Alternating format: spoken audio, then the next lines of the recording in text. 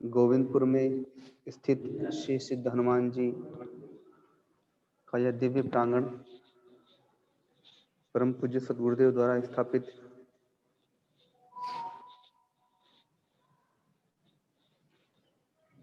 यह दिव्य मूर्ति है। इसको लगभग 26 वर्ष हो चुके हैं। पिछले वर्ष हम लोगों ने इसकी रजत जयंती मनाई थी यहाँ पर।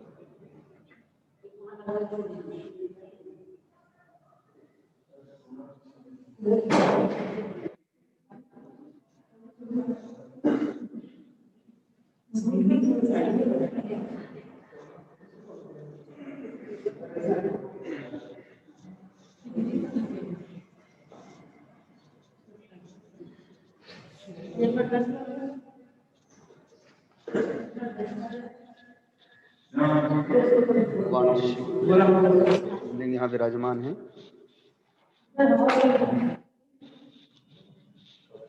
परिवार सहित परम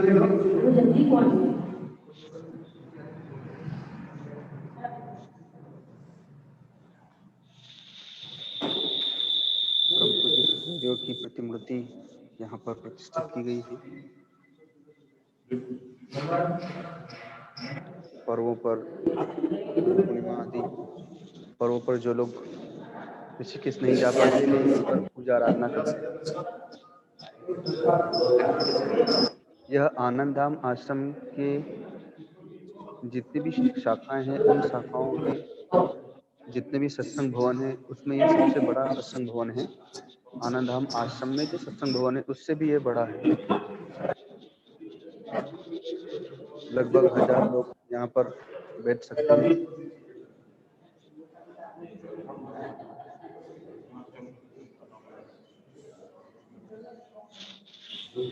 जो बाहर का क्षेत्र दिखाई दे रहा है सीढ़ी तक, वहां तक यह जगह है। लंबाई और चौड़ाई दोनों ही इसकी विशाल है। हमारे साधकगण योग आसन करने के लिए अपने योग शिविर, साधन शिविर में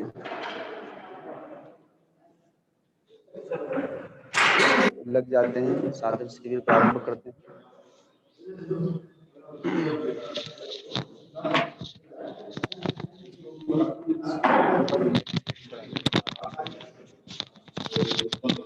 चलिए अपना अपना आसन संभालिए।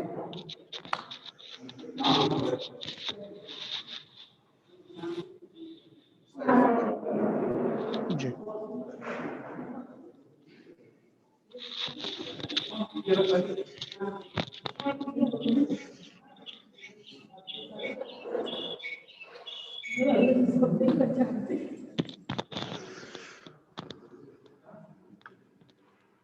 थोड़ी देर में गर्मी आ जाएगी।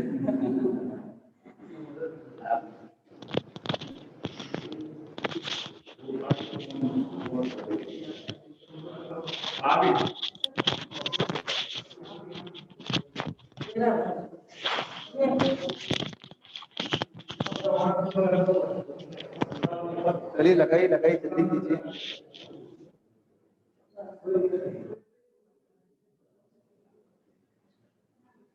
उनको कंबल चाहिए ना?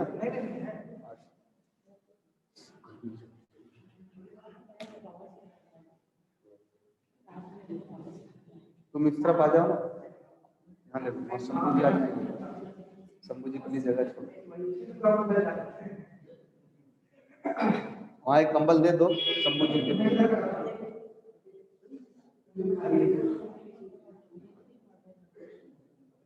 और एक आसन इधर दे देना उनकी पत्नी के लिए, उर्मिला बाई के लिए। चलिए हम लोग प्रारंभ करते हैं। सबसे पहले खड़े होने वाले आसन करेंगे जिसको हम लोग पीटी कहते हैं। शरीर को गर्म करने के लिए, ठंडी दूर हो जाएगी इसलिए। ठंड के समय में इतनी जल्दी सुबह उठ करके आना, 8 बजे 9 बजे सो के उठने वाले लोग, बड़ी बात तो है। देखिए देखते देखते धीरे धीरे करने का प्रयत्न करेंगे।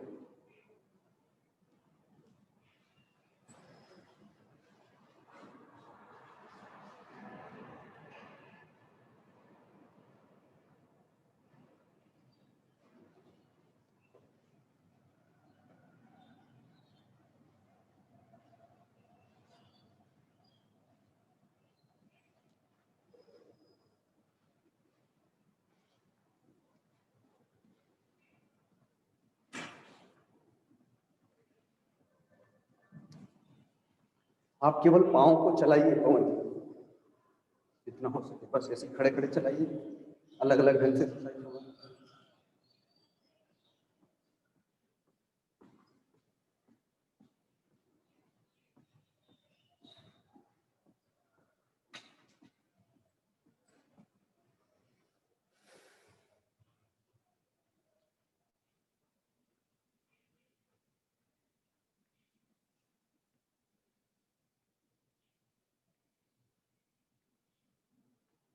चलाइए करिए,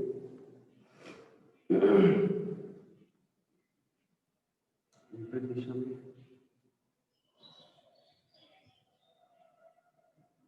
इस प्रकार।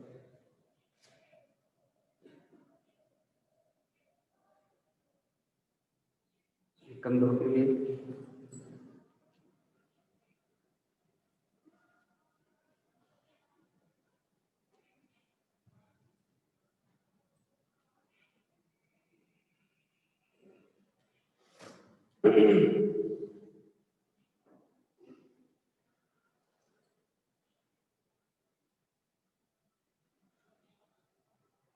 विपरीत दिशा में। जिन लोगों को सर्वाइकल का प्रॉब्लम रहता है और कंधे आदि में दर्द रहता है, उसके लिए ये लाभदायक है।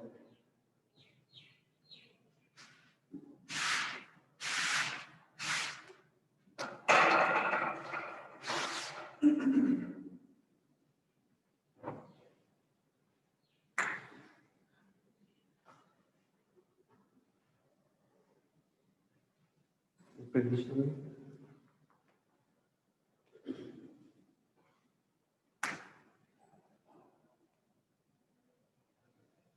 इस प्रकार।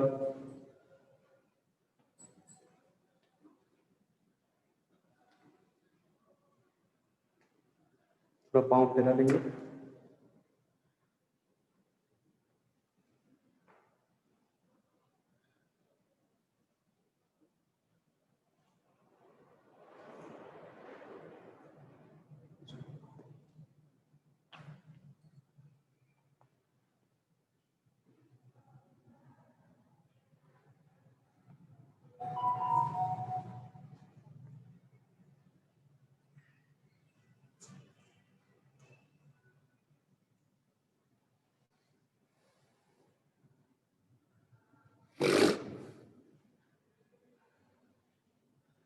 दोनों पाँव को उचित दूरी पर खड़ा करके कमर पर हाथ रखकर कमर के लिए करेंगे।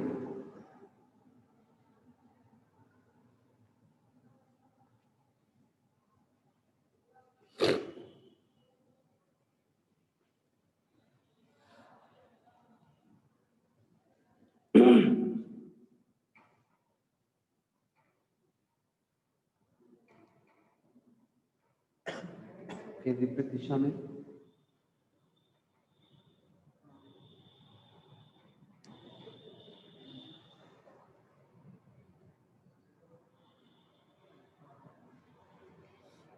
अब घुटनों के लिए करेंगे।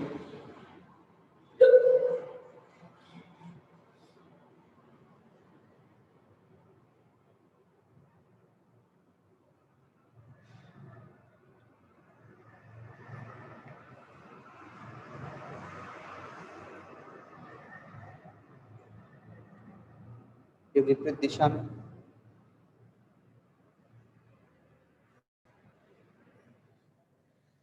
जिन लोगों को घुटने में दर्द रहता है, उन लोगों को ये आसन करते रहना चाहिए।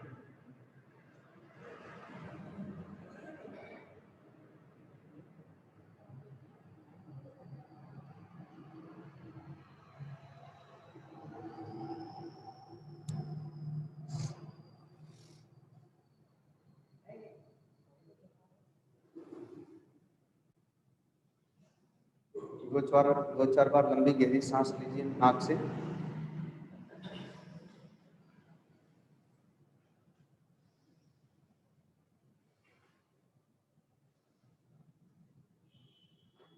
अब अगली पीठी देखेंगे।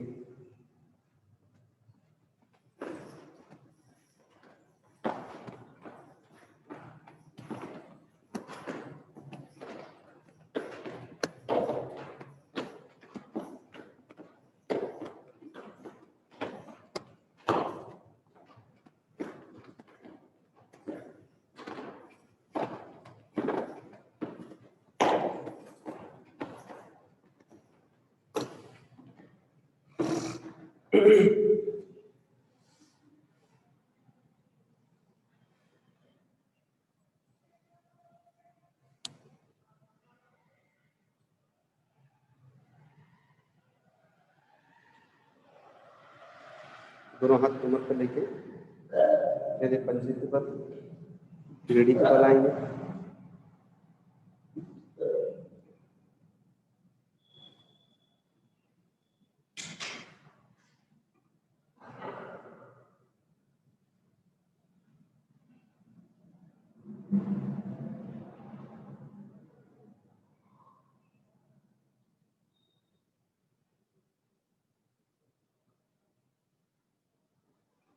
ये भी घुटनों के लिए है। कमर से नीचे के सारे पांव की मांसपेशियों की जो नसें हैं वो इसमें खिंचाती है पीछे जाने पर। दोनों पांव फैला लीजिए।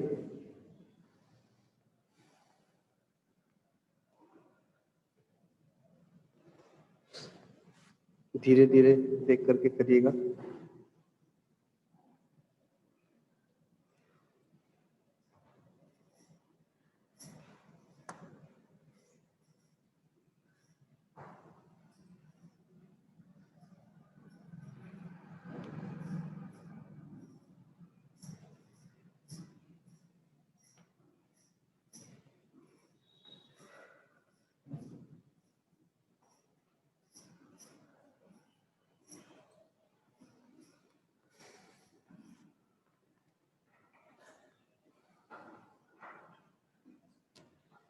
पीछे की तरफ जाएंगे।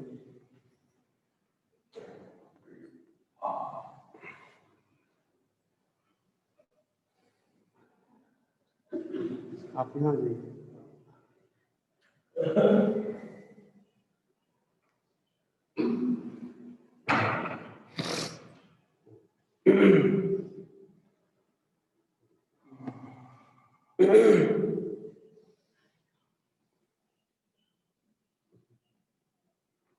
ये लगा आपके पास, वहाँ लगा सकते हैं।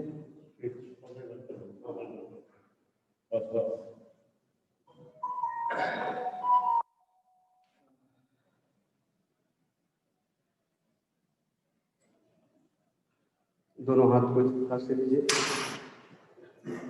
श्वास बढ़ते हुए हम लोग ऊपर की ओर जाएंगे, पंजों के बल, और ऊपर की ओर खिंचाव देंगे।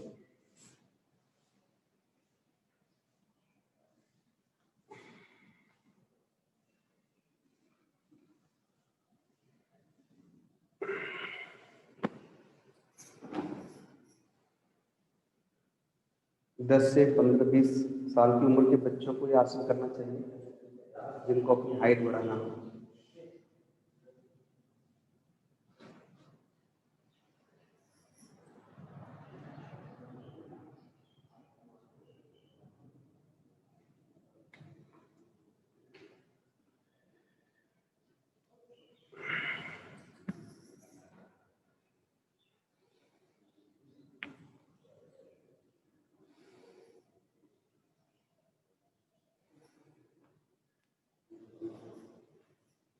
आसनों को करने से हमारे नस नाड़ियाँ जो है वो लचीली होती है, और उसमें जो वात पित्त कफ है वो सामान्य रूप से गमन करता है। और जब हम लोग व्यायाम करते हैं, जिम आदि में जाते हैं, तो वहाँ पर मांसपेशियाँ और नस नाड़ियाँ जो है वो कठोर हो जाती है, टाइट हो जाती है। अब हम लोग सूर्य नमस्कार आसन करेंगे।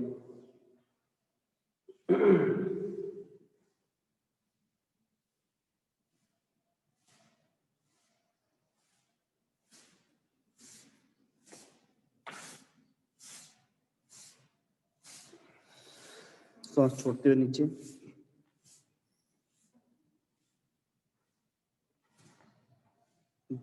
बायां पांव पीछे, दायां आगे।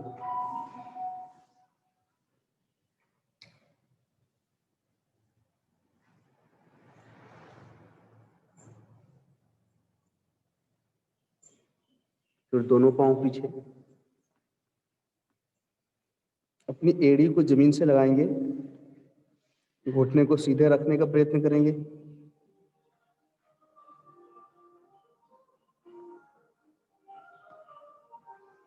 फिर घुटने को और छाती को जमीन से लगाइए, नाभि ऊपर।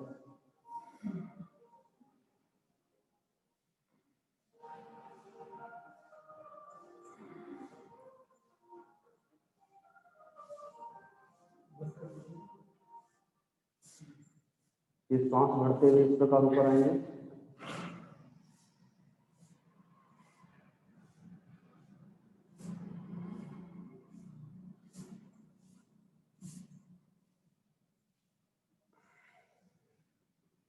पुनः दोनों पांव के एड़ियों को पुनः जमीन से लगाइए, घुटनों सीधा रखने का प्रयत्न कीजिए।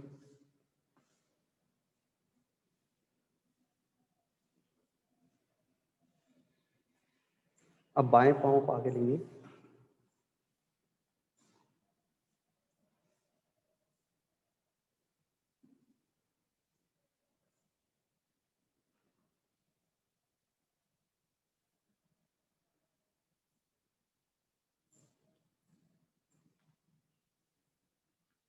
दोनों पांव आगे नीचे झुकेंगे।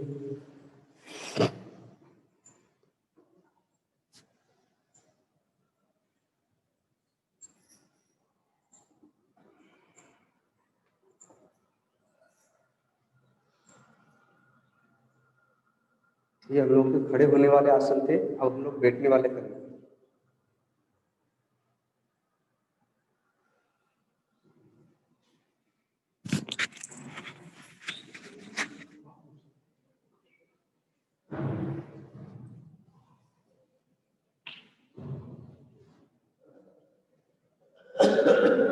दोनों पांव को फैला दीजिए,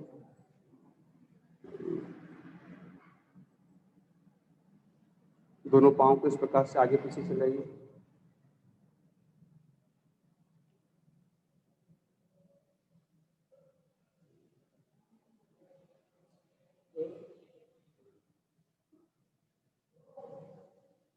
फिर दाएं बाएं,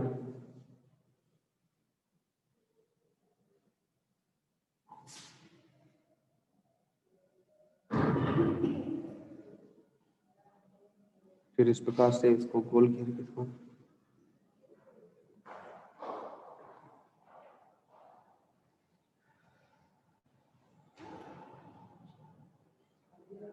अब विपरीत दिशा में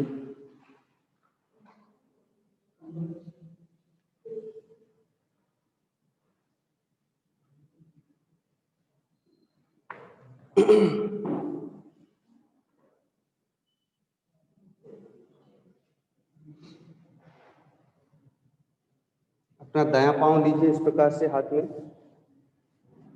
जैसे छोटे बच्चों को खिलाते हैं ऐसे इसको धीरे धीरे चलाएं।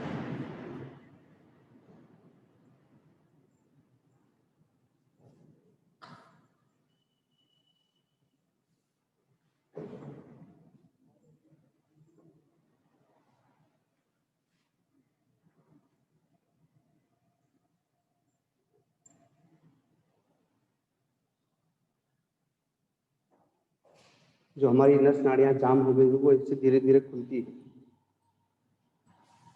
अब इसको इस प्रकार रख लेंगे और इस प्रकार चलाएंगे, ऊपर नीचे करेंगे धीरे धीरे।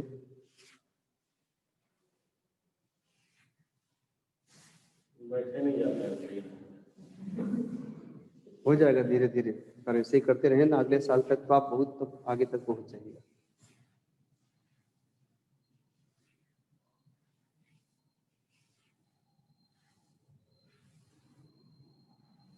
अब हम लोग इसी प्रकार बाएं पांव से करेंगे।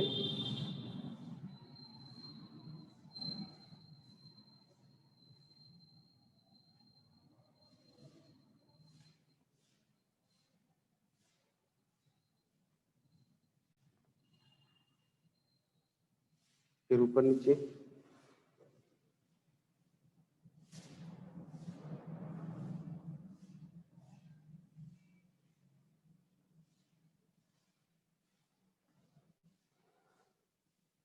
आप जो बैठने वाले आसन घर पे करें तो दीवार के सहारे बैठ के करिएगा, पीछे टेका हो जाएगा। उसके बाद करने से अभ्यास तो धीरे धीरे करना ही होगा। नस नाड़ियां जो है वो रबड़ की तरह होती है, खींचते खींचते अपने आप ढीली हो जाएगी।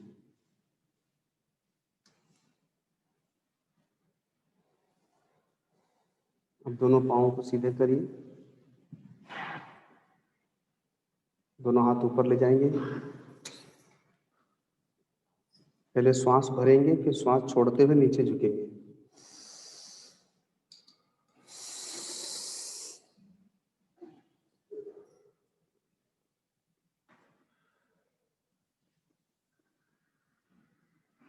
फिर ऊपर आएंगे, सांस भरेंगे,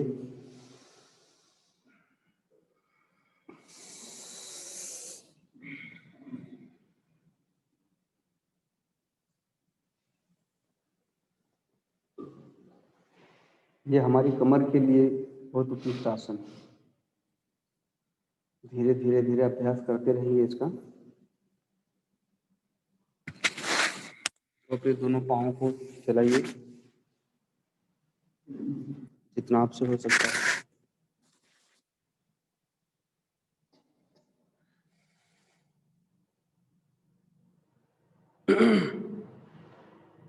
ऐसे ही श्वास भरेंगे पहले, फिर श्वास छोड़ते हुए नीचे झुकेंगे।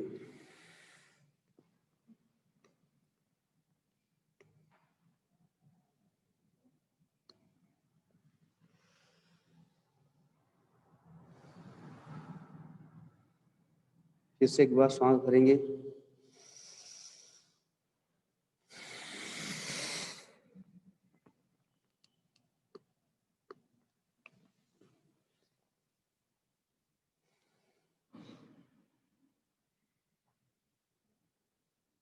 अब कमर चक्रासन है।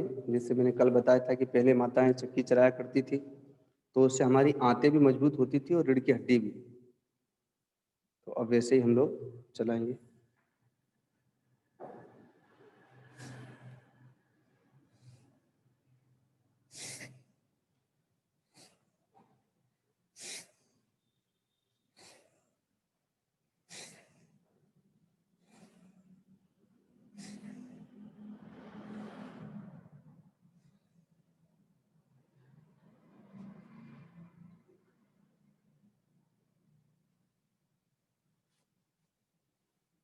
अब दोनों पाँवों को इस प्रकार से समेट लेंगे।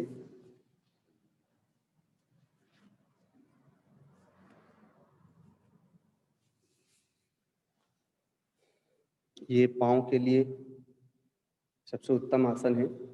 जो लोग माताएं दिन भर रसोई में खड़ी रहती हैं और पुरुष वर्ग ऑफिस में दिन भर बैठे रहते हैं, तो नस नाड़ियाँ जाम हो जाती हैं। इसको करने से कमर से लेकर के पूरे नीचे तक की जो पाँव की नस नाड़ियाँ हैं, उसमें रक्त का अच्छी प्रकार से संचार हो जाता है।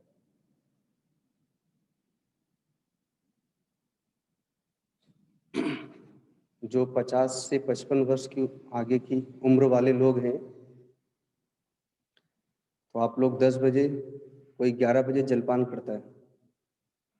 आसन में आहार का बहुत विशेष महत्व है। तो आप लोग जो 10-11 बजे जलपान करते हैं, वो जलपान ना करके उसको पूरा भोजन ही कर लीजिए। उससे क्या होगा, फिर आपको 3-4 बजे हल्की भूख लगेगी, उस समय आप तब जलपान कीजिए। और शाम का भोजन 6 से 7 बजे तक ले लीजिए और 10 बजे 11 बजे तक सोएंगे, तब तक आपका जो आहार है वो पच चुका होगा काफ़ी हद तक। और फिर जब सुबह उठ के आप आसन करेंगे, तो वे आसन बहुत अच्छी तरह से होना शुरू हो जाएंगे। तो जो वृद्ध है, कम से कम उन लोगों को तो ये पालन करना चाहिए। जो युवक है, वो लोग तो अपने काम धंधे व्यापार के कारण से रात को लेट आते हैं।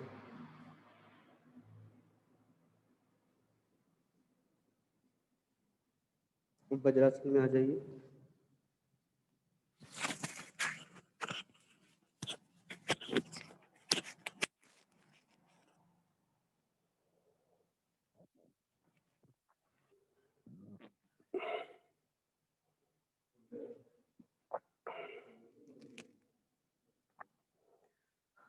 भोजन प्रसाद पाने के बाद इस आसन में बैठना चाहिए।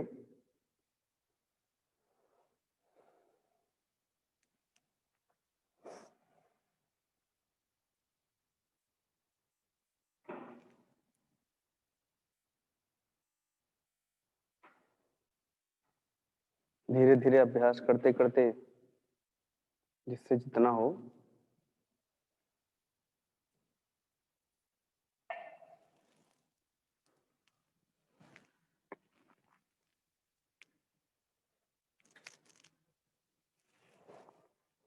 दोनों पांव को आगे से थोड़ा फैला लीजिए, कमर पर हाथ रखेंगे,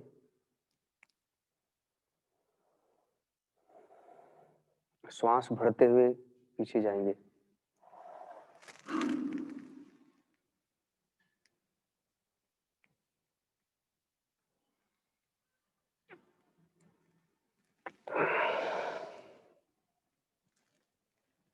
फिर पुनः अपने वज्रासन में बैठ जाएंगे।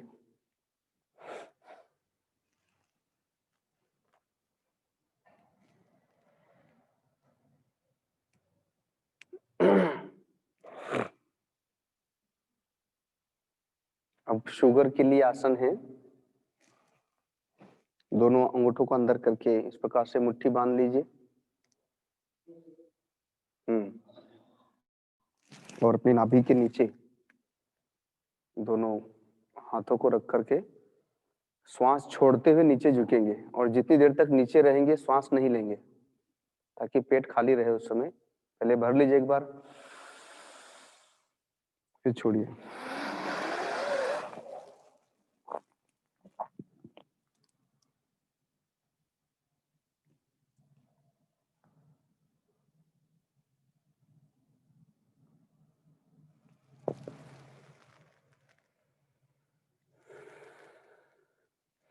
जो वज्रासन नहीं लगा सकते हैं वो कैसे भी बैठ के इसको कर सकते हैं।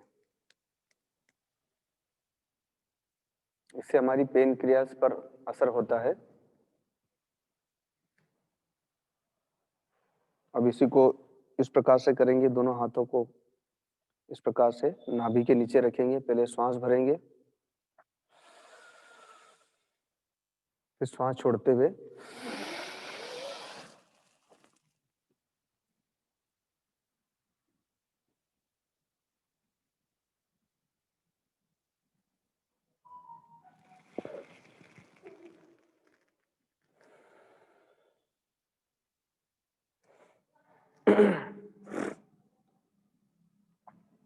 ये हमने बैठने वाले आसन किए। अब हम लोग लेटने वाले करेंगे। पीठ के बल लेट जाएंगे।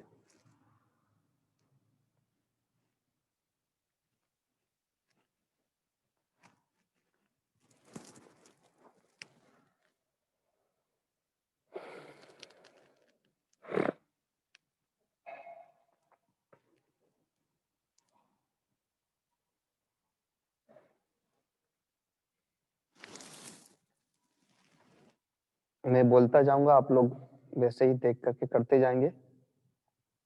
पहले हम लोग अपना दायां पांव उठाएंगे,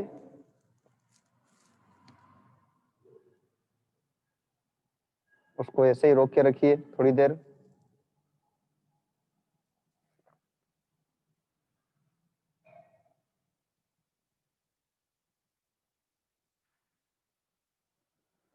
धीरे धीरे नीचे लाइए।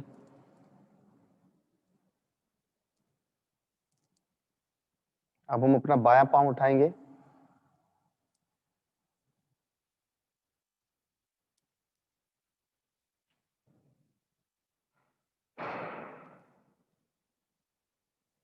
फिर नीचे लाएंगे।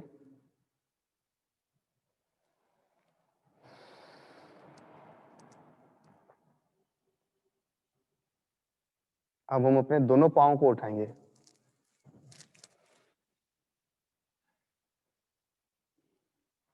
थोड़ी देर रोक के रखिए, जितना रोक सकते हैं।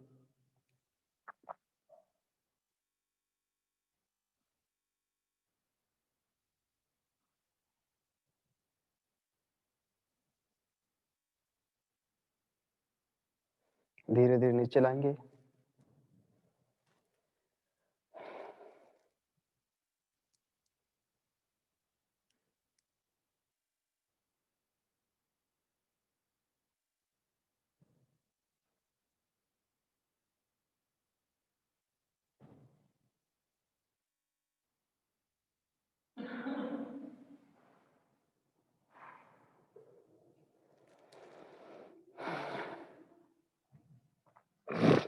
अब जैसे छोटा बच्चा साइकिल चलाता है, पाँव चलाता है, वैसे हम लोग पाँव चलाएंगे।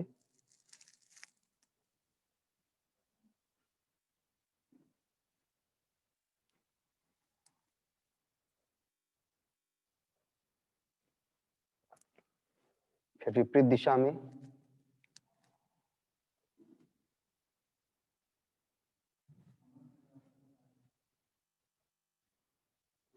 फिर इस प्रकार से ऊंचे।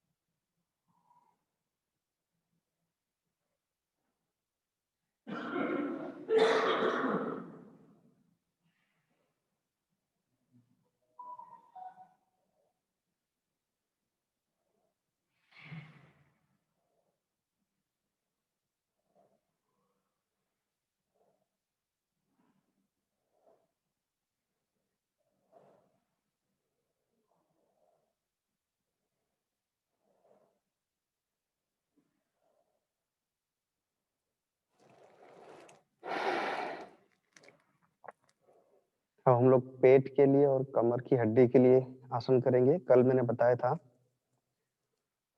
देख करके करेंगे।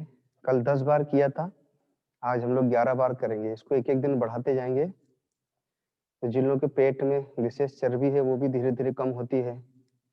पेट की मंदाग्नि, एसिडिटी, जितना भी पेट का रोग है, कब्ज आदि, तो धीरे धीरे दूर होता है। तो देखेंगे और करेंगे 11 बार।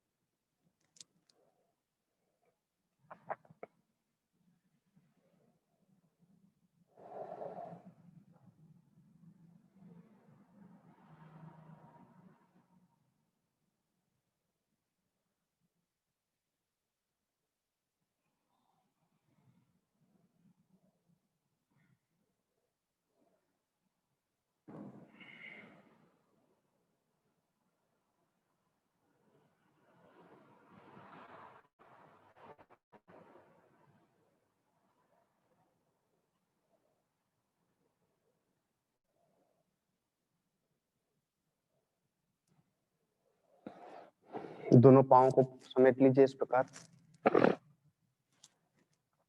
दोनों हाथों को फैलाइए। अपने पाँव को हम लोग दाएं बाएं चलाएंगे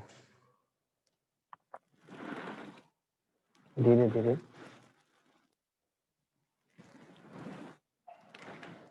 ये रीढ़ की हड्डी के लिए है।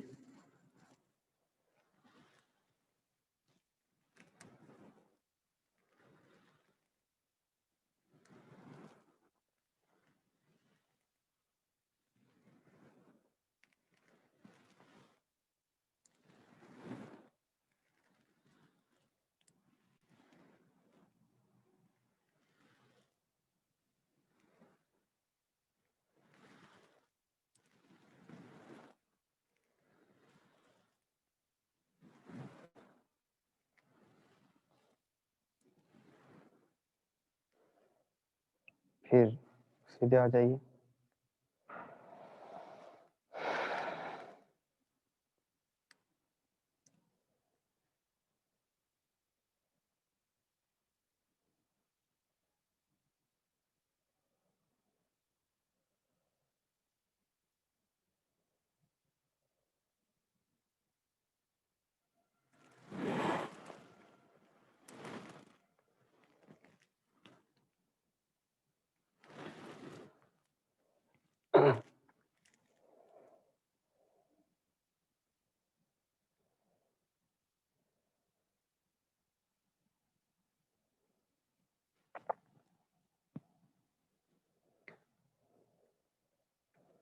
जिनको पेट में गैस्ट्रिक रहती है, कल बताया था पवन मुक्तासन, इसकी सरल विधि बताई थी।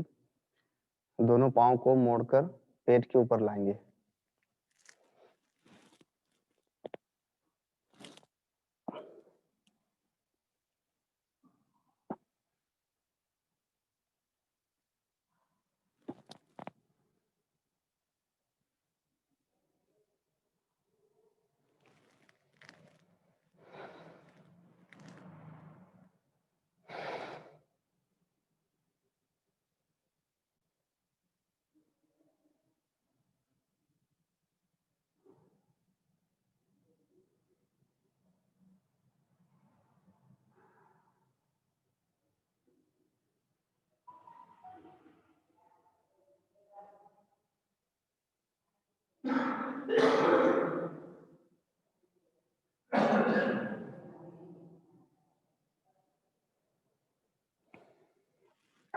अब हम लोग पेट के बल लेटेंगे।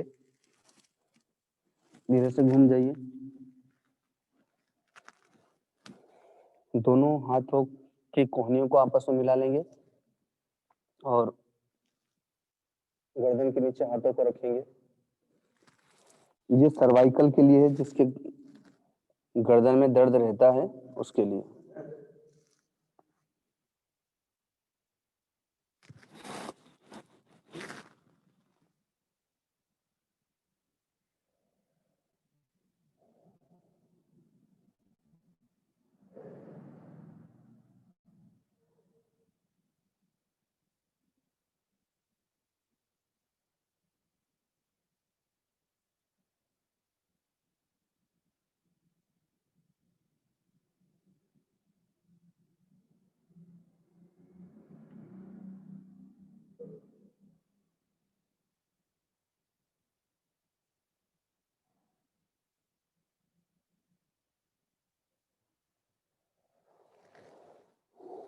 अब दोनों हाथों को कंधे के नीचे लीजिए।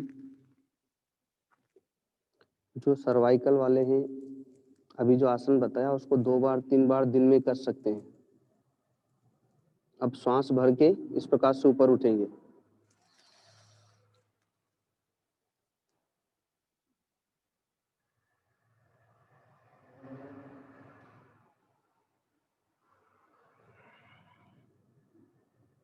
अब इस प्रकार से लेटेंगे। यह ब्लड प्रेशर के लिए है।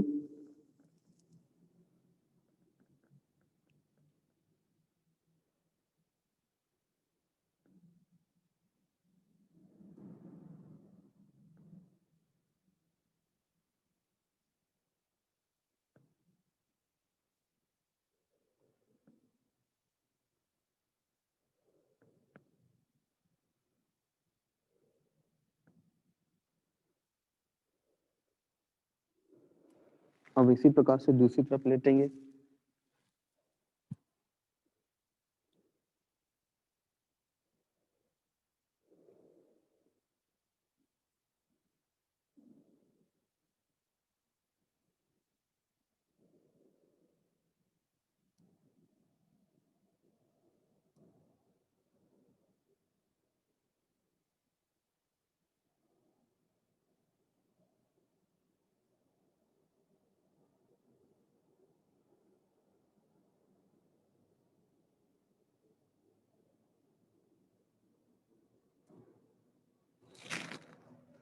अब दोनों हाथों को पीठ पर रखिए, आपस में मिला के इस प्रकार,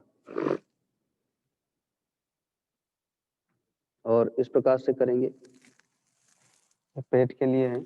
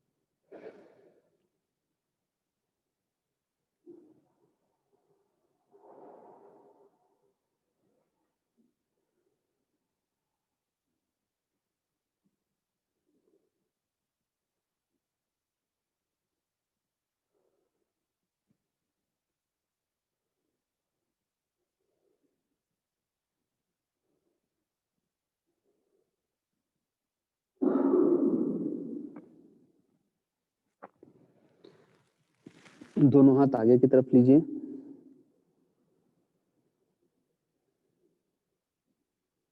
श्वास भरकर आगे की ओर खिंचाव देंगे, पीछे से पांव को उठाने का प्रयत्न करेंगे।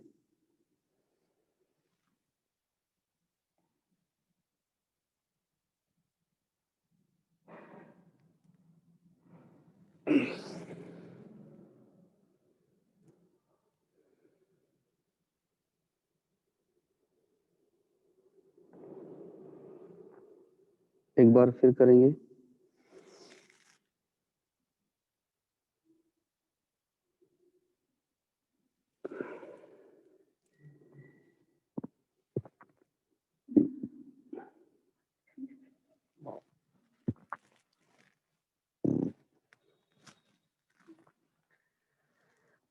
अब घुटने वाले आसन करेंगे।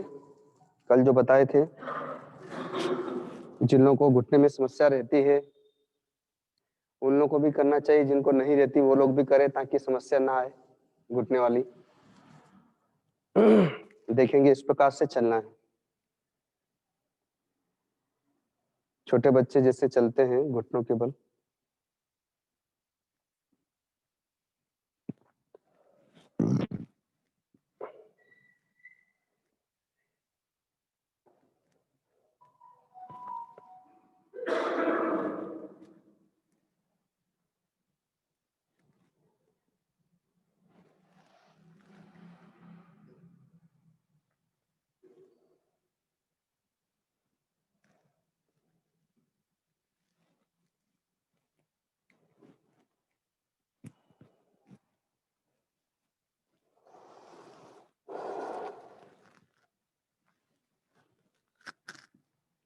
अब खड़े होइए।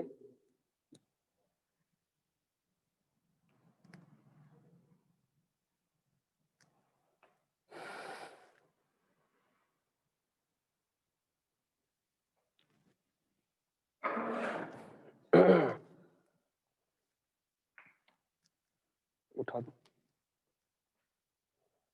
एक और खड़े होकर के घुटने के लिए एक और आसन है जिससे घुटने की समस्या विशेष नहीं होगी।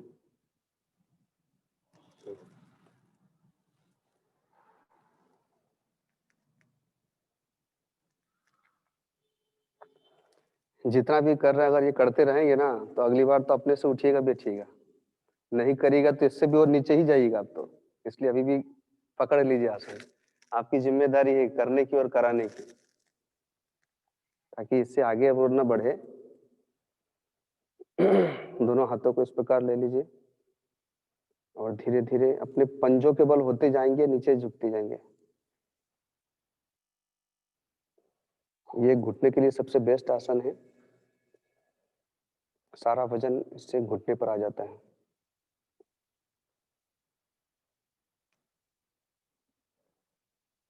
आपका घुटना मुड़ता नहीं है क्या? नहीं इनका। ठीक है, एक बार फिर से करेंगे।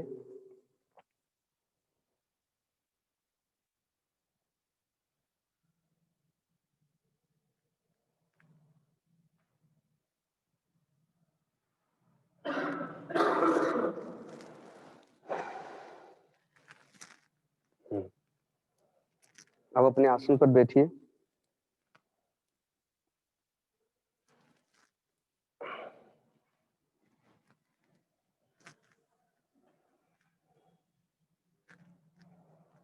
जो नीचे नहीं बैठ पाते हो कुर्सी पे बैठ सकते हैं। कुर्सी दे दो।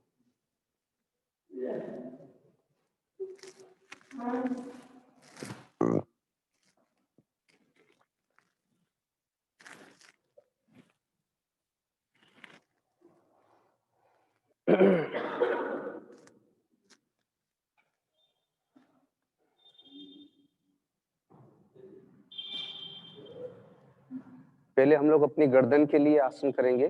जो दिन भर मोबाइल में या कंप्यूटर में लगे रहते हैं तो हमारा जो चेहरा है वो नीचे है तो नीचे ही रह जाता है, तो नस नाड़ियां घायल होती रहती हैं। तो कल भी बताया था, देखते रहेंगे वैसे ही करते रहेंगे। पहले ऊपर नीचे करेंगे धीरे धीरे।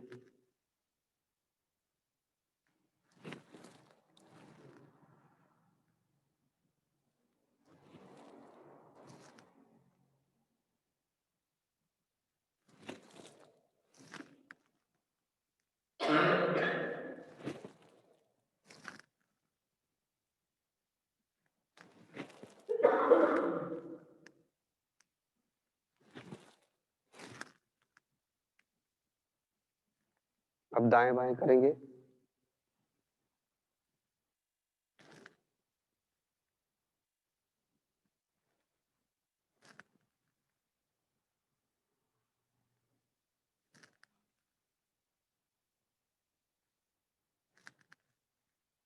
फिर इस प्रकार से दाएं बाएं।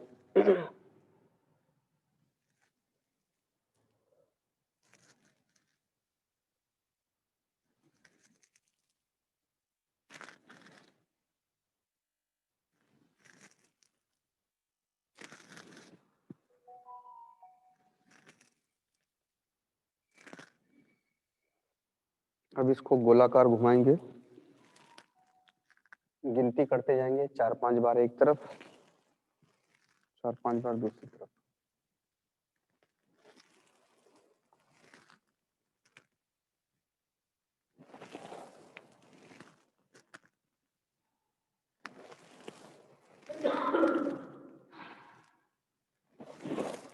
विपरीत दिशा में।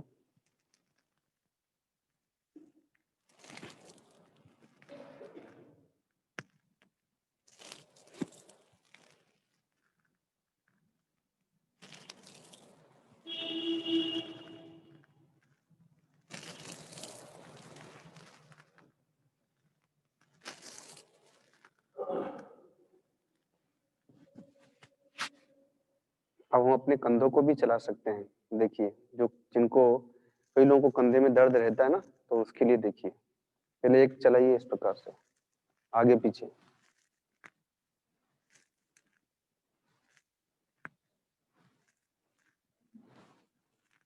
हाथ को घुटने पे रखिए और केवल कंधे को चलाइए, प्रयत्न कीजिए, शरीर मत हिलाइए, आगे पीछे। अब विपरीत दिशा में, अब उल्टा चलाइए।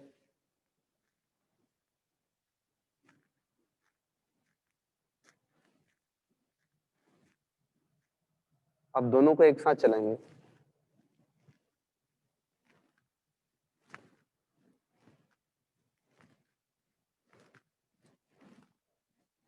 अब इसको उल्टी तरफ।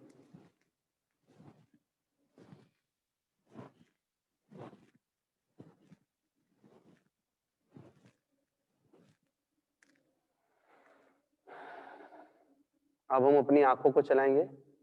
पहले आंख ऊपर लीजिए, फिर नीचे लाइए, फिर ऊपर लीजिए, फिर नीचे लाइए, फिर ऊपर नीचे, ऊपर नीचे, ऊपर नीचे।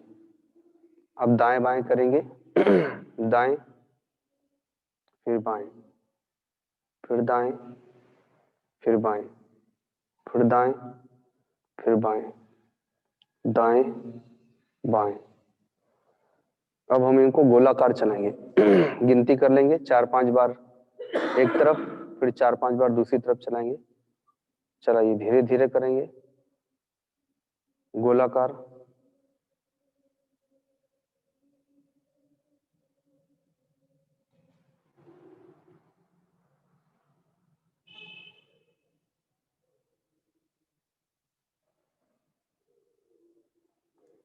विपरीत दिशा में।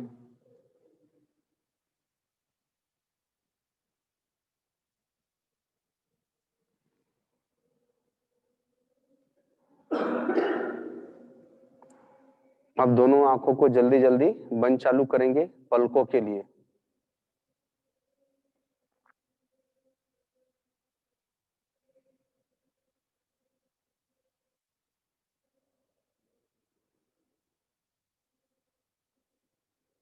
फिर थोड़ी देर बंद कर लीजिए। जिनके घरों में छोटे बच्चों को चश्मा लग गया हो या लग रहा हो, तो उन लोगों को ये का एक्सरसाइज बताना चाहिए। और देशी गाय का घी, जैसे हम लोग काजल लगाते हैं, ऐसे देशी गाय का घी आंखों में लगाना चाहिए। और तीसरा है, जो चना होता है, तो चने की हरी साग खिलाना चाहिए, तो उससे आंखों की ज्योति बहुत तेजी के साथ बढ़ती है। और ये प्रयोग किया गया है, कई लोगों के चश्मे भी उतर जाते हैं चने की साग खाने से। अब हम लोग थोड़ा प्राणायाम ध्यान करेंगे। सुखपूर्वक जिस आसन से आप लोग 15-20 मिनट तक बैठ सकते हैं, जो नीचे नहीं बैठे तो कुर्सी पर भी बैठ सकते हैं। कुर्सी पर, पीढ़ा पर, तखत पर, पलंग पर, जिस प्रकार से भी 15-20 मिनट के लिए बैठ सकें वैसे बैठेंगे। और कल भी मैंने बताया था कि अगर हम बैठे हैं, आधा घंटा बैठना चाहते हैं और 15 मिनट में हमारा पाँव शून्य हो जाए, तो क्या करना चाहिए? धीरे से पाँव को उतार देना चाहिए और दूसरा पाँव रख लेना चाहिए। ऐसे ही कुर्सी पर बैठे हैं और पाँव शून्य हो तो पाँव को धीरे से सामने कर दिया, फिर नीचे ले आए, फिर दूसरे पाँव को उठा लिया। 2-4 बार ऐसे करने से जो नसें दब रही होती हैं वो वापस रक्त संचार हो जाता है। बस अपनी रीढ़ की हड्डी सीधी रखेंगे, पीछे कुछ ऐसा कपड़ा लगा लेंगे जिससे हमारी रीढ़ की हड्डी एकदम श्मशान हो जाए। और अपने पाँव के नीचे भी जो कुर्सी पर बैठते हैं ना, तो नीचे तकिया रख सकते हैं, जिससे कि नीचे में उसका सहारा मिले।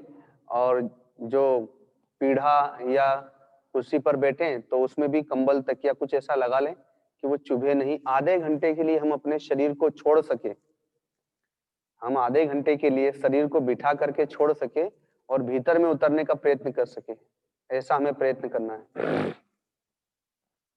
ये ज्ञान मुद्रा है, इस प्रकार से लगा सकते हैं या इस प्रकार से भी लगा सकते हैं, जैसे सुविधा लगे।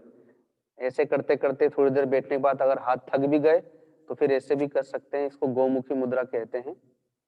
और ऐसे भी बैठ सकते हैं। ये 3-4 मुद्राएं हैं बैठने के लिए। तो शरीर को पहले स्थिर कर दिया। अब हमारी आंखों की मुद्राएं जो है, जहां माताएं बिंदी लगाती हैं, पुरुष वर्ग तिलक करता है, वहां पर आज्ञा चक्र है। इस आज्ञा चक्र में अपने मन को केंद्रित करके, होठ बंद हो, दांत खुले हुए हो भीतर ही भीतर, जो हमारी जीभ है वह न तो ऊपर चिपकी रहे न नीचे रहे, वो मध्य में लटकी रहे। ऐसा इसलिए किया जाता है कि इससे मन जल्दी एकाग्र होता है। तो सबसे पहले बैठ करके हम लोग प्रार्थना करेंगे भगवान से। जैसे हल चलाने से जो भूमि है वो मुलायम हो जाती है, वैसे ही प्रार्थना करने से जो हमारा हृदय है वो मुलायम होता है, निर्मल होता है, कोमल होता है, तब जाके उसमें भगवान के नाम का बीज बोया जाता है। तो प्रार्थना करेंगे, कल भी बताया था वैसे ही कि हे प्रभु, हे दयानिधि, हे अंतर्यामी, सारे संसार में प्राणियों के हृदय में जो दया है, करुणा है, उस सारे संसार की प्राणियों की दया और करुणा को यदि एकत्रित कर लिया जाए तो वह भी आपकी दया का अंश मात्र ही होगा। इसीलिए आपको दया सिंधु कहते हैं। अपार दया के आप सागर हैं। तो मैं आपकी शरण में आया हूं प्रभु, आप मुझ पर दया करें। कोई भी व्यक्ति कहीं जा रहा हो और मार्ग में कहीं झाड़ियों में कोई पशु फंसा हुआ हो या दलदल में कोई पशु फंसा हुआ हो, तो भले ही वो उस व्यक्ति का ना हो, लेकिन उसे भी देख के दया आ जाती है और वो प्रयत्न करके उसे निकाल ही लेता है। तो मैं भी इस संसार रूपी झाड़ी में फंसा हुआ हूं प्रभु, इस संसार रूपी दलदल में फंसा हुआ हूं और मैं तो आपको पुकार रहा हूं। मुझ में सामर्थ्य नहीं कि मैं दलदल से निकल सकूं, इस झाड़ियों को हटा करके इससे बाहर आ सकूं, लेकिन आपकी सामर्थ्य है, आप हाथ पकड़ के निकाल सकते हैं। तो इसीलिए मैं आपकी शरण में आया हूं। मैं भला हूं चाहे बुरा हूं, जैसा भी हूं, लेकिन आपका ही हूं। जाने अनजाने जो भी मुझसे इस जन्म में या पूर्व के जन्मों में भले बुरे कर्म हुए हैं, हे प्रभु, मैं उन सबको आपके चरणों में समर्पित करता हूं। आपने ही गीता जी में कहा है, अपि चेत्सु दुराचारो भजते मामन अन्य भाग, कि संसार का सबसे बड़ा पापी भी यदि मेरी शरण में आ जाता है तो मैं उसके पापों को वैसे ही चाट जाता हूं, जैसे गौ माता अपने नवजात बछड़े के जेर को चाट जाती है। यद्यपि वो मांसाहारी नहीं है, लेकिन अपने बछड़े की रक्षा के लिए अपनी जिह्वा से ही वह उसके शरीर पर उत्पन्न जो जेर होती है, जो मांस होता है, उसे चाट जाती है। वैसे ही आप भी अपनी शरण में आए हुए भक्तों के पापों को चाट जाते हैं। मैं पतित हूं, आप पतित पावन हैं। आपकी शरण में आने के उपरांत फिर कोई पतित नहीं रह जाता, क्योंकि आप उसे पावन बना देते हैं। अतः हे प्रभु, मेरी शरणागति स्वीकार करें, स्वीकार करें, स्वीकार करें। अब हम लोग अपनी भ्रुकुटी में देखते हुए जो भी अपने इष्ट का नाम है, अपने गुरु मंत्र का जो भी आपको दिया गया है नाम, उसका जप करते हुए प्राणायाम करेंगे। सबसे पहले हम लोग अनुलोम विलोम करेंगे, जिसे नाड़ी शोधन भी कहते हैं। कल भी बताया था, एक बार फिर से देख लेंगे। पहले दोनों नाक से श्वास भरेंगे, एक तरफ से निकालेंगे, पूरा निकालिए, पेट खाली हो जाए। फिर भरेंगे, पूरा भरेंगे छाती में। फिर दूसरी तरफ से निकालेंगे,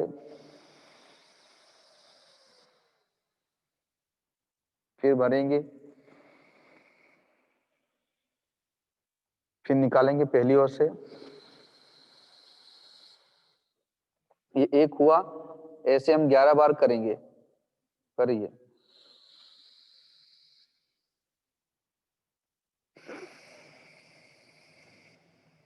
हाथ ऐसे रखिए, हाथ को ऐसे रखना होगा, नहीं तो हाथ थक जाएगा।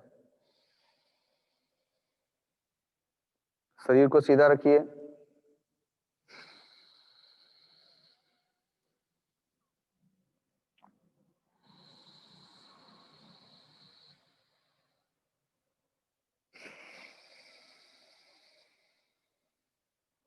श्वास छोड़े तो ऐसा लगे कि पूरी श्वास निकाल दी हमने।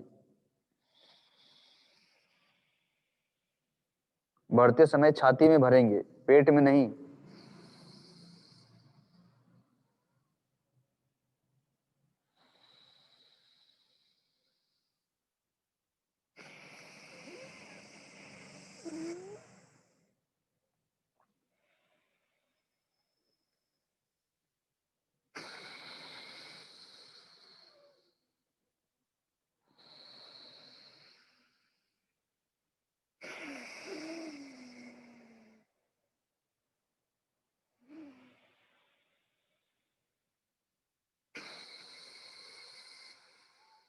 ग्यारह बार करना है।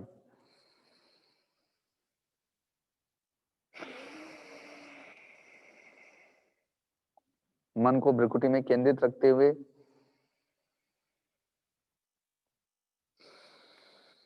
मन ही मन जप करते हुए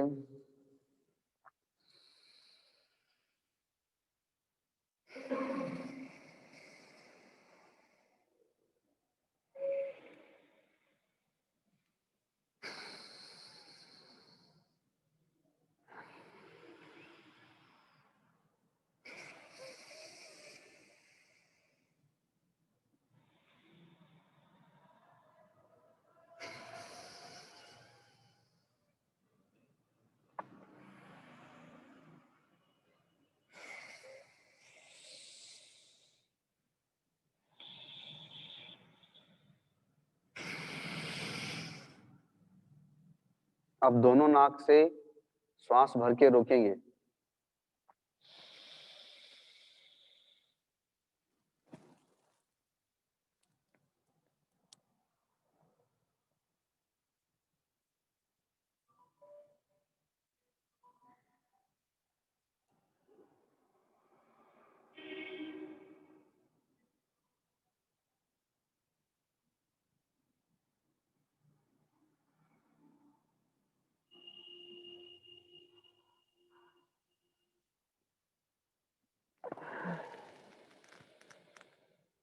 जितनी देर आसानी से रुक सके।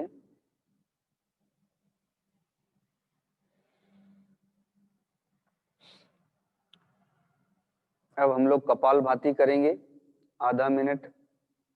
कल भी बताया था कि कपालभाति में केवल श्वासों को छोड़ना होता है, लेना अपने आप होता जाता है। कपालभाति करने से जिसको सिर दर्द है, आधा शीश, आंखों में दर्द, कान में दर्द, यहाँ तक कि गले में और दांत आदि में भी जो पीड़ा उत्पन्न होती है, वे रोग अपने आप धीरे धीरे नष्ट हो जाते हैं। तो एक बार करेंगे, आधा मिनट से थोड़ा अधिक करने का प्रयत्न करेंगे, देख लेंगे।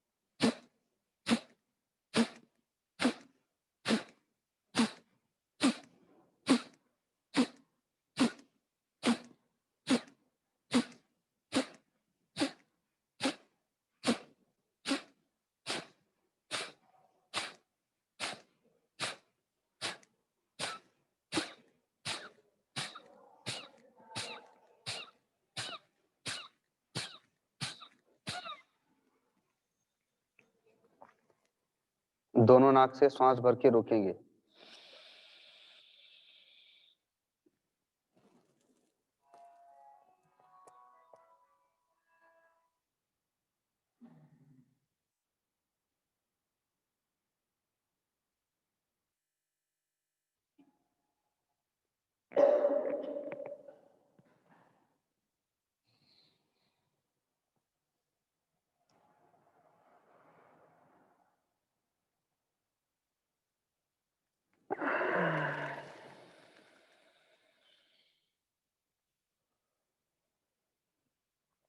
श्वासों को सामान्य करेंगे।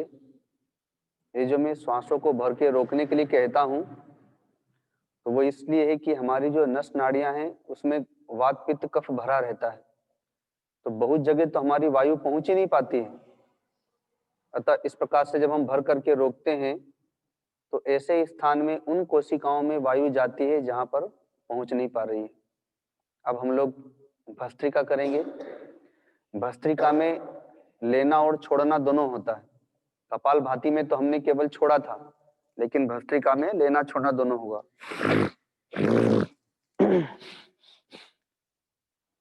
एक बार देखेंगे फिर करने का प्रयत्न करेंगे। आधा मिनट से थोड़ा आगे जाएंगे और पहले धीरे धीरे शुरू करेंगे, फिर धीरे धीरे बढ़ाते जाएंगे। मैं अपना सहारा लेने के लिए हाथों को इस प्रकार से कर देता हूं। आप लोग देखेंगे, जितना हो उतना प्रयत्न करेंगे।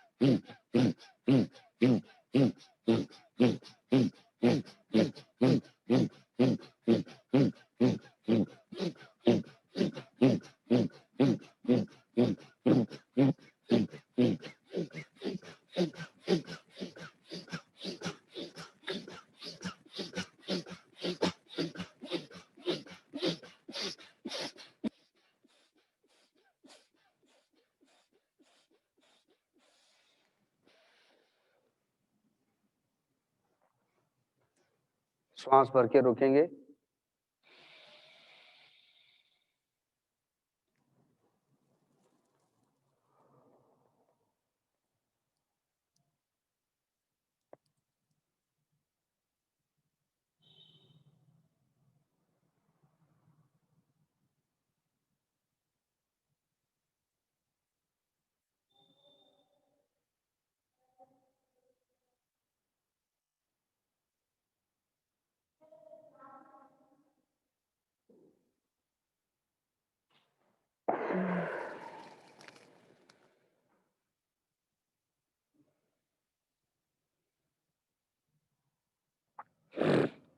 इसको करने से हमारी नस नाड़ियों में जो वात पित्त कफ जम गया है वो धीरे धीरे धीरे धीरे ढीला होने लगता है, निकलने लगता है। तो जो हमारे शरीर में अकड़न हो गई है वो भी धीरे धीरे ठीक हो जाएगी इसको करने से। इसलिए इसको एक बार फिर से करेंगे। इससे सर्दी जुकाम आदि में भी लाभ होता है। गले में भी जो रोग आदि हैं, गले के रोग भी ठीक होते हैं। धीरे धीरे फिर से करेंगे।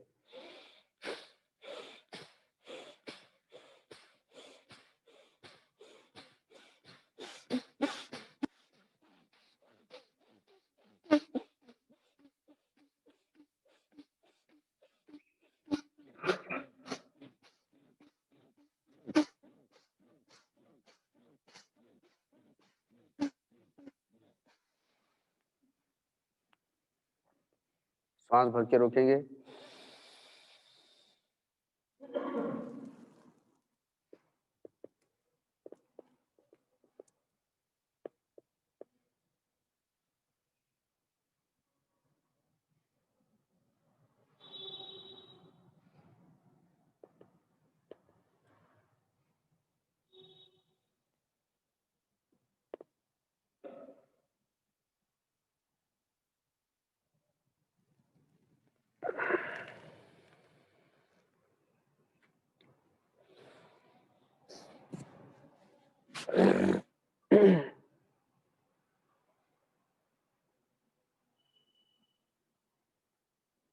हमारी भ्रुकुटी में मन को एकाग्र करेंगे।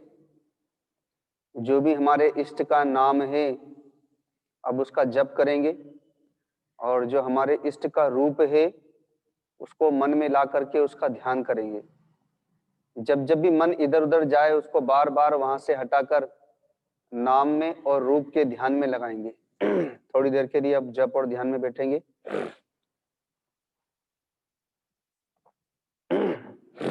जब बीच में पांव थक जाए तो उसको अदला बदली कर सकते हैं।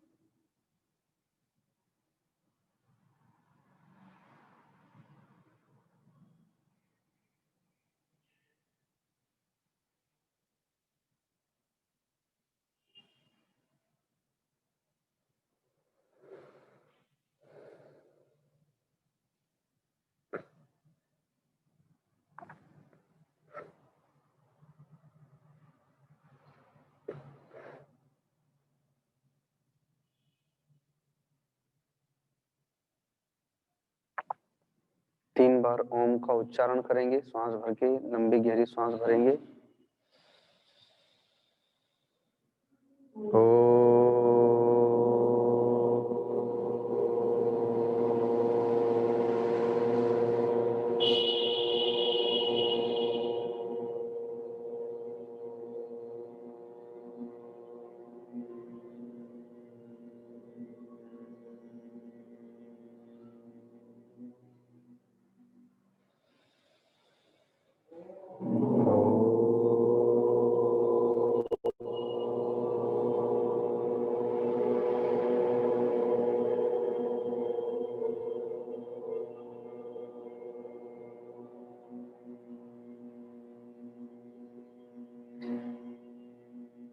तो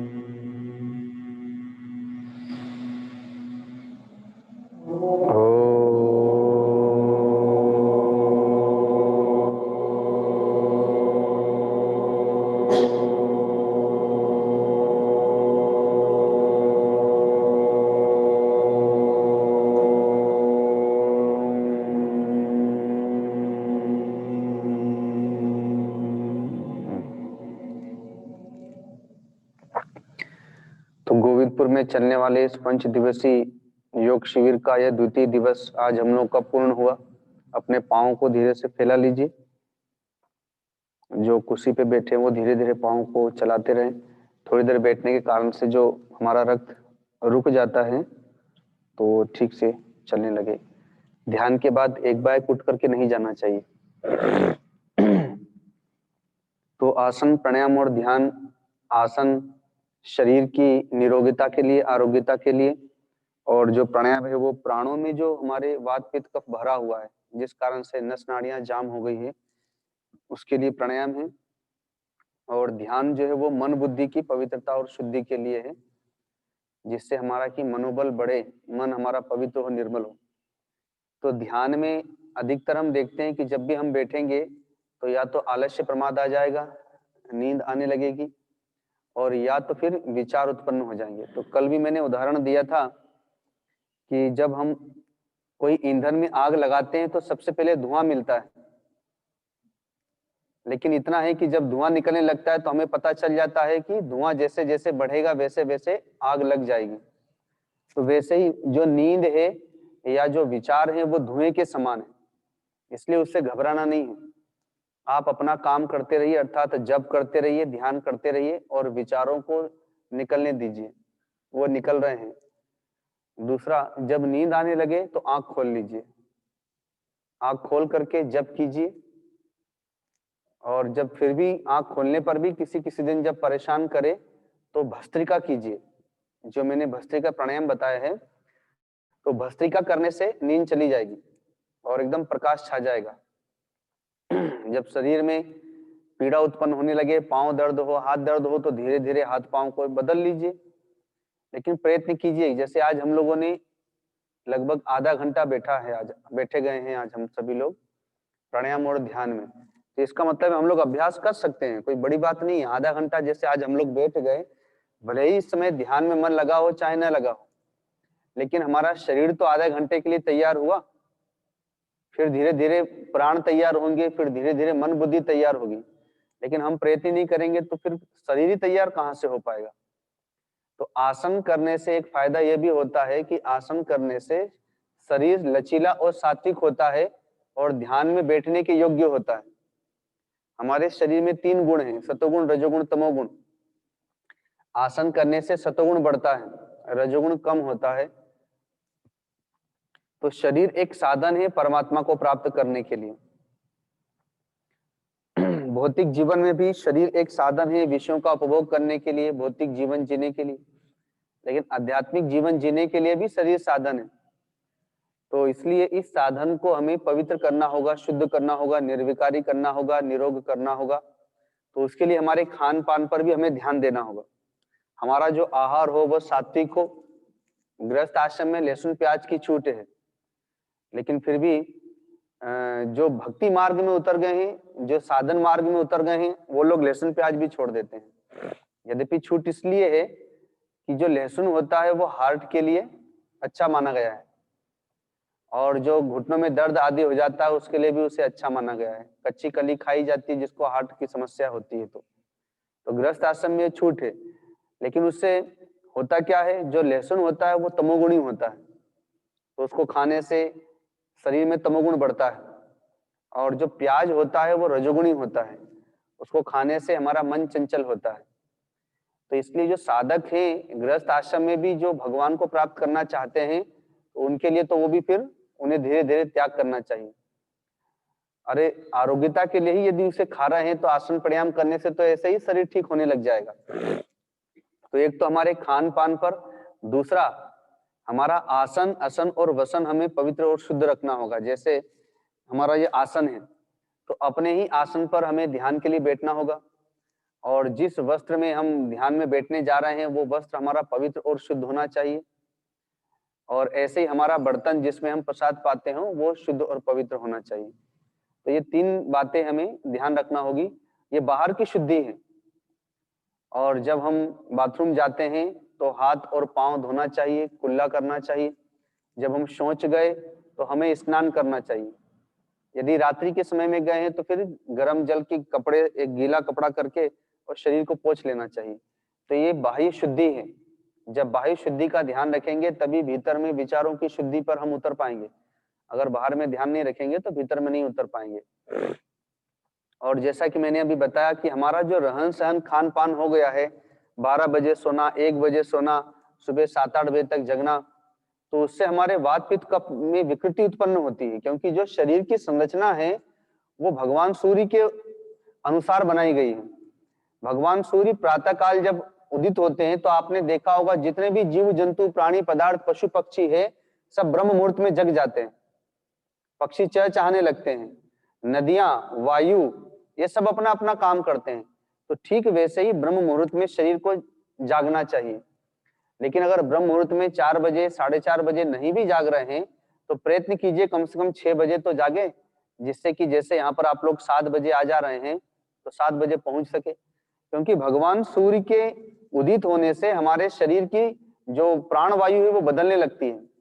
उससे हमारे वात पित्त और कफ पर प्रभाव पड़ता है। आप देखिए हमारे ये 2 स्वर हैं, इसको दाएं स्वर को सूर्य स्वर कहते हैं, बाएं स्वर को चंद्र स्वर कहते हैं। तो जब भगवान सूर्य उदित होते हैं तो हमारे सूर्य स्वर को प्रभावित करते हैं, रात्रि में चंद्रमा हमारे चंद्र स्वर को प्रभावित करता है। और दूसरा एक बात और ध्यान देंगे कि जब हमारा दायां स्वर चलेगा तो सबका दायां स्वर चलेगा और 1.5 घंटे में हमारा स्वर बदल जाएगा। बायां स्वर होगा तो सबका बायां स्वर चलेगा। 10-15 मिनट का अंतर हो सकता है सबके शरीरों में, लेकिन जब चलेगा तो केवल मनुष्य का ही नहीं, पशु पक्षी कीट पतंगों सबका दायां चलेगा तो सबका दायां चलेगा, बायां चलेगा तो सबका बायां चलेगा। लेकिन यदि सबका दायां चल रहा है और किसी का बायां चल रहा है और बहुत देर तक बायां ही चलता रह गया तो इसका मतलब है कि उसके शरीर में विकृति उत्पन्न हो गई है, उसको रोग हो गया है। इस कारण से उसका बैलेंस बिगड़ गया, संतुलन बिगड़ गया। तो ये तो 2 स्वर हुए। लेकिन जब हम ध्यान में बैठते हैं तो हमारा तीसरा स्वर खुलता है जिसको सुषुम्ना नाड़ी कहते हैं। ये तो दायां स्वर हुआ जिसको सूर्य भेदी कहते हैं, इसको चंद्र स्वर कहते हैं, और जो मध्य है वो सुषुम्ना है। तो भीतर में प्रवेश करने के लिए तो सुषुम्ना के माध्यम से ही प्रवेश कर पाएंगे। तो इसलिए प्राणायाम के माध्यम से हम लोग अपने प्राणों को सूक्ष्म करते हैं जिससे कि हम भीतर में सुषुम्ना के माध्यम से प्रवेश कर सके। तो इसलिए हमारा खान पान रहन सहन पवित्र करना होगा। और जैसा कि मैंने बताया कि यदि आप लोग 10 बजे भी जलपान करते हैं, 11 बजे जलपान करते हैं, तो जलपान ना करके उसको भोजन के रूप में ले लीजिए। यदि जो वृद्ध हैं वो तो ऐसा कर ही सकते हैं। तो उससे क्या होगा कि दोपहर में 4 बजे के लगभग आपको हल्की भूख लगेगी, तो उस समय आप जलपान कीजिए, सूप लीजिए, फल लीजिए, जूस लीजिए, और फिर अपने आप आपको 6-7 बजे अच्छी भूख लगेगी, उस समय आप भोजन कर लीजिए। तो सोने के कम से कम 3 घंटे पहले हमारा आहार पा लेना चाहिए, जिससे कि सोने से पहले वह आहार अच्छी प्रकार से डाइजेस्ट हो जाए। तो नींद भी हल्की होगी और वह किया गया आहार हमारे शरीर में रोग उत्पन्न नहीं करेगा। तो जो वृद्ध है कम से कम उन लोगों को तय करना चाहिए। तो अब क्या होगा, 10 बजे 11 बजे नींद आ जाएगी तो आराम से 5 बजे 6 बजे हम जाग सकते हैं। और जितना प्रातः काल में उठ करके हम अपने शरीर के लिए और भगवान के लिए समय दे सकते हैं उतना दिन में नहीं दे सकते। दिन में जब सब लोग जाग जाते हैं और भगवान सूर्य उदित हो जाते हैं तो हमारे शरीर में रजोगुण बढ़ जाता है, और सुबह में प्रातःकाल हमारे शरीर में सतोगुण की वृद्धि रहती है। तो उसी सतोगुण के वृद्धि में ही हम अपना आसन प्राणायाम ध्यान कर लें, उस समय मन एकाग्र रहेगा। तो हमारे शरीर का यह स्वभाव भी है कि 8 बजे बजते बजते हम देखेंगे कि हमारे मन में व्यापार के विचार उत्पन्न हो जाएंगे, नौकरी के विचार उत्पन्न हो जाएंगे। उसके पहले केवल घर के विचार चलेंगे, और उससे पहले केवल 4-5 बजे के लगभग जब हम उठते हैं तो उस समय भगवान के विचार चलेंगे। 6 बजे के बाद में परिवार के विचार चलेंगे। 8 बजे के बाद में अपने आप व्यापार के विचार उत्पन्न हो जाएंगे, फिर फोन भी आने लगेंगे। तो ये शरीर की प्रकृति बन गई है। तो इसलिए इस पर हम विचार करें और अपने खान पान रहन सहन को जो हमारी प्राचीन पद्धति के अनुसार चली आ रही है उसके अनुसार ढालें, तो धीरे धीरे हमारा शरीर ऐसा हो जाएगा कि हमको दवाई लेने की आवश्यकता नहीं पड़ेगी। क्योंकि जितने भी रोग हैं वो सारे कल बताया भी था, रोग 2 प्रकार के होते हैं। एक असंयम से आता है, उसे रोग कहते हैं, और एक होता है जो भोग होता है, जो पूर्व जन्म के पापों के कारण से आता है। तो असंयम से आया हुआ रोग संयम करने से चला जाता है। जैसे अभी हम लोग आसन प्राणायाम ध्यान कर रहे हैं, अपना खान पान सात्विक रखें, तो असंयम से आया हुआ रोग संयम करने से चला जाएगा। और दूसरा होता है भोग, तो वो तो भोगना होता है, लेकिन उसमें अंतर इतना हो जाएगा कि यदि आप आसन प्राणायाम करते रहें तो शरीर में शुगर रहेगा मगर आपका कुछ बिगाड़ नहीं पाएगा, ब्लड प्रेशर रहेगा लेकिन आपका कुछ बिगाड़ नहीं पाएगा, क्योंकि आप उसको आगे बढ़ने ही नहीं दे रहे हैं। आसन प्राणायाम करके संयमित जीवन जी रहे हैं, तो वो शरीर में रहेगा लेकिन कुछ बिगाड़ नहीं पाएगा। वो भोग है, वो भोगता रहेगा लेकिन आपका कुछ बिगाड़ नहीं पाएगा। ऐसे ही ब्लड प्रेशर, कैंसर, शुगर आदि जितने भी बड़े बड़े रोग हैं, टीबी आदि, वो शरीर में रह भी गए, भोग है, अगर पूर्व जन्म का पाप है तो उसका भी प्रायश्चित हो रहा है। ये जो आसन है ये अपने आप में प्रायश्चित भी है। कल बताया भी था कि 84 लाख योनियां हैं, उन 84 लाख योनियों के आधार पर ही 84 आसन बनाए। तो जैसे हमने सर्पासन किया, तो सर्पासन प्रतिदिन करते रहने से हमारा वह संस्कार नष्ट होगा, वह पाप नष्ट होगा जिस पाप के कारण से कभी हमको सांप की योनि में जाना पड़ेगा। तो उस आसन को करने से, जप के साथ आसन करने से हमारा वो पाप नष्ट होता चला जाएगा। जो गर्भासन करते हैं, अगर 1 घंटा गर्भासन का रोज अभ्यास किया जाए, अभ्यास करने वाले करते भी हैं, तो यदि 1 घंटा गर्भासन का अभ्यास हो जाए तो अगर भविष्य में उसको कारागार जाने, जिस पाप के कारण से उसको जेल जाना पड़ेगा, वो उसका पाप ही नष्ट हो जाएगा, क्योंकि ये पापों का प्रायश्चित है। जब करते हुए यदि हम आसन करते हैं तो हमारे वे पाप नष्ट होते जाते हैं, उनका प्रायश्चित होता जाता है, जिसके कारण से हमको पशु पक्षी कीट पतंगों की योनि में जाना पड़े या शरीर में रोग उत्पन्न हो, वे सारे के सारे पाप धीरे धीरे नष्ट होते चले जाएंगे। तो इसलिए इस रूप में भी देखें कि पापों का प्रायश्चित भी हो रहा है, शरीर सात्विक भी हो रहा है और भजन के योग भी हो रहा है। केवल रोग की निवृत्ति के लिए ही आसन नहीं करना है, वो तो स्वाभाविक हो ही जाएगा। हाँ, ये शरीर एक साधन है परमात्मा को प्राप्त करने का, तो उस साधन को हम पवित्र रखें, शुद्ध रखें। देखिए, रोटी बनाना है तो उसके लिए तवा बढ़िया होना चाहिए, और तवा जब हम रखते हैं अग्नि पर तो उसको इस अच्छी प्रकार से जमाते हैं, वो हिले डुले नहीं, तिरछा ना हो। जब वो अच्छी प्रकार से बैठ जाता है, गर्म हो जाता है, तब जाके उस पर रोटी डालते हैं, ऐसे रोटी भी नहीं डालते हैं।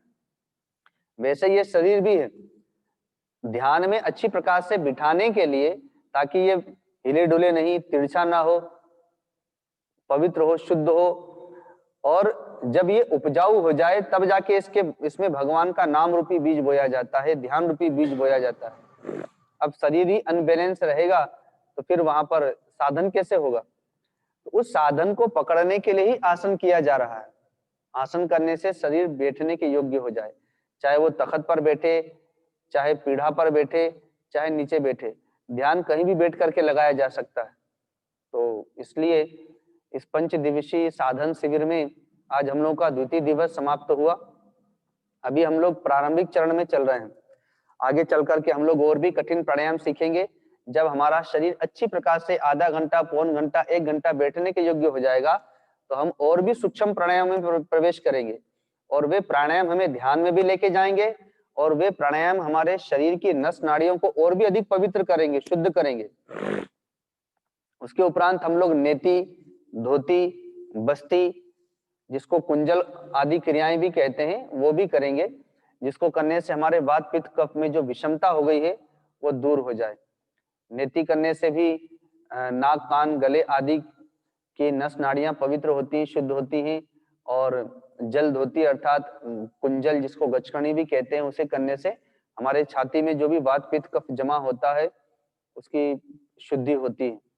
तो आगे जब कभी भी साधन शिविर होगा और आप लोगों का शरीर थोड़ा सा और भी ठीक हो जाएगा, तो उस समय अगले क्रम में हम लोग उसे रखेंगे। तो आज इतना ही। श्री सिद्ध हनुमान जी महाराज और गुरुदेव भगवान की अध्यक्षता में किया गया यह साधन शिविर का द्वितीय दिवस उन्हीं के चरणों में समर्पित करते हैं, और कल पुनः प्रातः 7 बजे इसी प्रांगण में हम लोग पुनः एकत्रित होंगे। बोलिए सद्गुरुदेव भगवान की, श्री सिद्ध हनुमान जी महाराज की। ओम नमः पार्वती पते हर हर महादेव।